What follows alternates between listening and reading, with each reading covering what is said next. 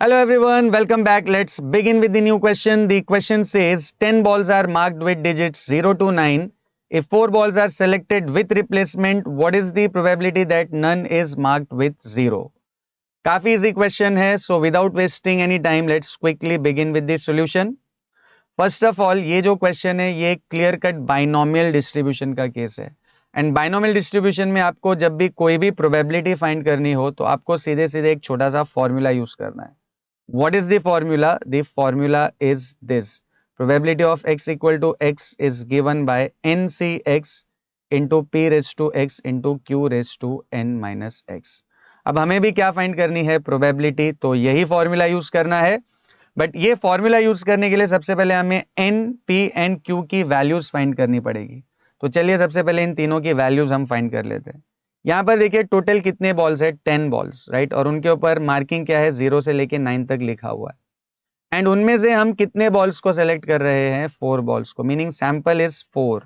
तो n और sample is 4, n equal to 4 in this case. अब यहाँ पर बात किस चीज की हो रही है कि जो बॉल है उस पर मार्किंग क्या होनी चाहिए? 0, राइट. तो हम भी जो हमारा रैंडम वेरिएबल है x उसको क्या ले लेंगे? Number of balls marked with 0.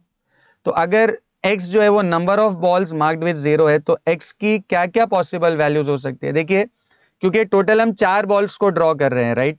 तो हो सकता है कि एक भी बॉल पे जो है मार्किंग वो 0 की ना हो, या एक बॉल पे मार्किंग 0 हो, या 2 बॉल पे, या 3 पे, या हो सकता है कि चारों के चारों बॉल पे जो मार्किंग है वो क्या हो? 0 मार्किंग हो, करेक्ट. तो अगर हम लॉट में से 4 बॉल्स को सेलेक्ट करें वन बाय वन तो हो सकता है कि एक भी बॉल पर मार्क 0 ना हो, या एक बॉल पर मार्क 0 हो, या 2 पे मार्किंग 0 हो, या 3 पे मार्क 0 हो, या मैक्सिमम चारों के चारों बॉल पे मार्क क्या हो सकता है? 0. तो these are the possible values of x. अब देखिए नेक्स्ट हमें क्या फाइंड करनी है? p की वैल्यू. p क्या होती है? Probability of success. और यहां पर हमारे लिए सक्सेस क्या है? 0 मार्किंग के बॉल का मिलना, करेक्ट. तो what is p? Probability of getting a ball with marking 0. अब देखिए टोटल कितने बॉल्स हैं? 10 बॉल्स. बट 0 मार्क वाला तो एक ही बॉल होगा, करेक्ट. तो किसी बॉल पे 0 लिखा है, किसी पे 1 लिखा है, किसी पे 2, 3, 4, 5, 6, 7, 8, 9. हमको 0 मार्किंग वाला बॉल चाहिए जो एक ही है.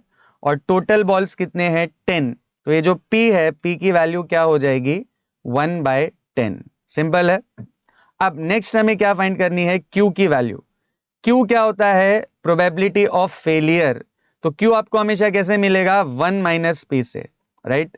तो q की वैल्यू क्या हो जाएगी? 1 minus p is 1/10. So 1 minus 1/10 and if you cross multiply this q की फाइनल वैल्यू आ जाएगी 9/10.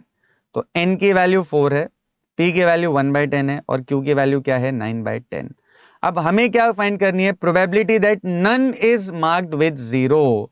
Probability that none is marked with 0 मतलब x की वैल्यू क्या है? 0. उसकी प्रोबेबिलिटी हमें फाइंड करना है, राइट. अब काफी इजी है. प्रोबेबिलिटी के लिए फॉर्मूला क्या है? ये ncx b raise to x into Q raise to n minus x. n कितना है? 4. और x की वैल्यू क्या है? 0. सो ये हो जाएगा 4c0. p की वैल्यू है 1/10 एंड 1/10 रेज टू x मतलब 1/10 रेज टू 0. q की वैल्यू है 9/10. तो 9/10 रेज टू 4 माइनस 0.